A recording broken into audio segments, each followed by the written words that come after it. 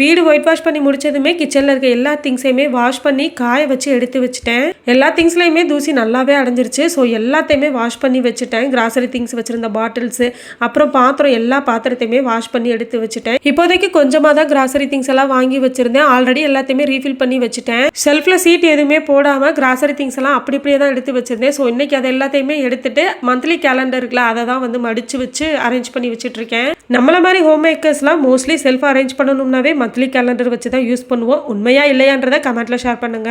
Yesterday ரொம்ப நாள் கழிச்சு வீடியோ போடுறமேன்னு கொஞ்சம் ஃபியரோட தான் வீடியோ போட ஸ்டார்ட் பண்ணேன். பட் நிறைய பேர் எனக்கு மோட்டிவேஷனல் ஸ்பீச் கொடுத்துருந்தீங்க. உங்கள் கமெண்ட்ஸ் எல்லாம் பார்க்கும்போது எனக்கு ரொம்பவே ஹாப்பியாக இருந்தது. எல்லாருக்குமே ரொம்ப ரொம்ப நன்றி. தொடர்ந்து இதே ஆதரவை கொடுக்கணும்னு கேட்டுக்கிறேன். இன்னைக்கு செவ்வாய்க்கிழமைனால முருகனுக்கு படைக்கிறதுக்காக ரவை கேசரி தான் செஞ்சிருந்தேன். கேசரிக்கு கேசரி பவுடர் ஆட் பண்ணாம தான் செஞ்சிருந்தேன். ஏன்னா குழந்தைக்கு கொடுக்குறோம் இல்லையா, அதனால கேசரி பவுடர் சேர்க்கல. கலருக்காக மட்டும்தான் கேசரி பவுடர் சேர்ப்போம். பட் டேஸ்ட் வந்து அப்படியே தான் இருக்கும்.